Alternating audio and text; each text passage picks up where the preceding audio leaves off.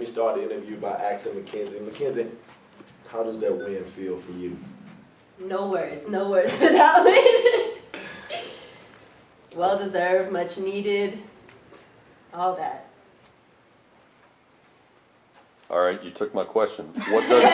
How does this feel, and what does this mean to the growth of this program as you are now 9 games into this? It feels fantastic. When we play a game the way we played against New Mexico, McKenzie and I were just talking about it. We did absolutely the opposite of what the game plan was. And I had no idea that they would bounce back and do. I knew they were capable, but tonight they started from the beginning of the game to the end of the game. They stuck to the game plan. And I just hope this win gives them confidence in the trust in the game plan and trusting one another.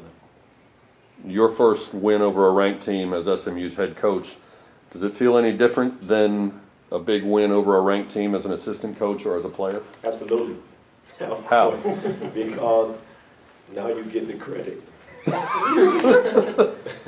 Well, a win is a win. When you prepare, you prepare extremely hard, whether you're an assistant coach or the head coach. The fun is seeing the young ladies celebrate the win because of the effort that they put in. They prepared. They heard a lot of stuff from me the last couple of days that they probably didn't want to hear, but when they get wins like that, I guess that'll buy me a couple more bad days with them. You talked about your players sticking to your game plan. You gave up 6 points in the first quarter and 13 in the first half. Specific to the defensive end, what was the game plan coming in? Well, to know your personnel. Know whether or not you was guarding shooters. Know who was the immediate threat. The 2 leading scorers were held in check, and the team defense was extremely focused. We didn't go out and guard non-shooters. In Mexico game, we went out and guarded a lot of non-shooters. We did everything opposite. They stuck to the game plan, so it tells me they was extremely focused, and they were determined to come out and bounce back. Kenzie, what was the mood like in the locker room at halftime when you're looking at a 29-13 advantage over a ranked team? What were you and your teammates talking about in there? Right, I think we came in there, we were really excited. Everybody's yelling, hype, and then we kind of had to ground ourselves, stay focused. We can't come out here because they're a ranked team, obviously. They're not going to come out and lay down. We got to come out and still execute the game plan, like you said. So just we had to humble ourselves for a second and go out there and play hard. When you're up 16 at halftime, do you even talk about adjustments? What was your message at the intermission? Yeah, you have to talk about adjustments because even though it looked easy, it wasn't easy, but they was extremely focused, and we knew that a top 25 team, legendary coach, Hall of Fame coach was going to make some adjustments. And I know he was in there saying we can play a lot better. We haven't gotten our top scorers, our leading scorers involved, so I knew they were going to come to them. So we had to make some adjustments to make sure that we kept doing what we were doing. The thing is, what we did not do was continue to push the transition. That's where we was hurting them in the first half. I was wanting to turn it up a little bit more, but we played conservative, and I'll take it. They had Danny Williams, 21 points, and for a while there it looked like if she was in the gym, she was in range. Was the key, were you trying to defend her or keep the ball away from her by defending everyone else before they could get it to her? Well, we were trying to do both. The thing was, we knew if she touched it, we knew she had the capability of shooting, like you said, from anywhere in the gym. And it doesn't matter whether she take a dribble or not. She can raise up and shoot with a hand in her face. We knew that was the threat, and McKenzie was doing a very, very good job on it. Then I kind of got upset on the bench when her and Morgan switched off because it was a transition possession, and Morgan was a little bit late. And it takes a player like that to make only one. And if she makes two, then all of a sudden the rim gets huge, and you saw that. I'm just glad she missed the last shot. I didn't want her to touch the ball. You glad too? Amen.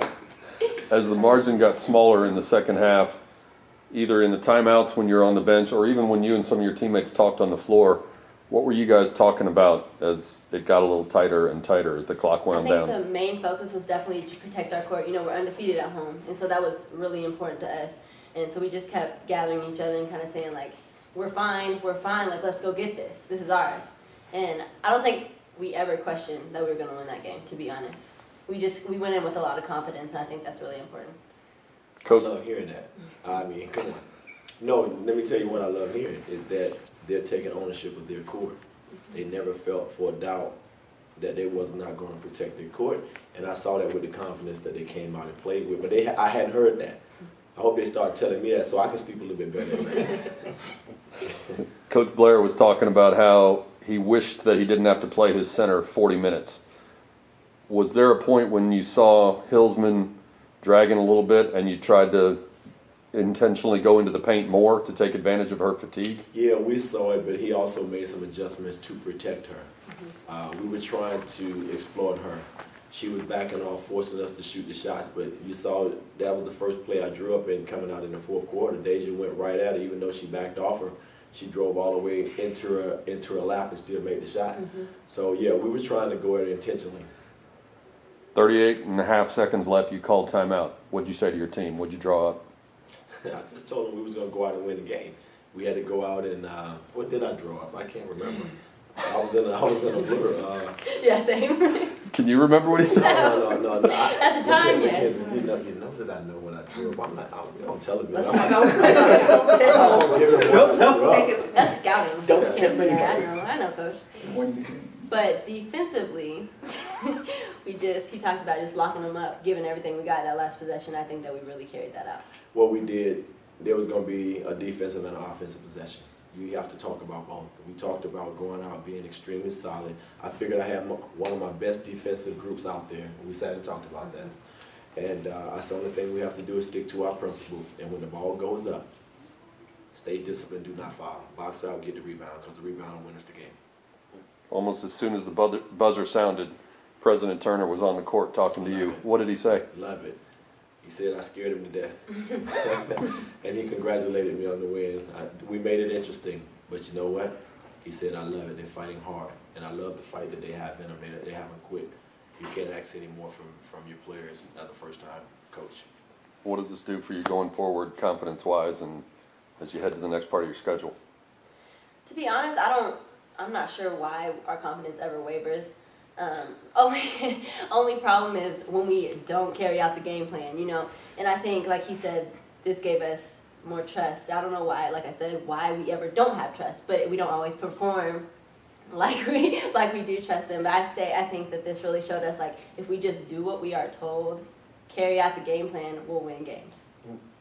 Hello.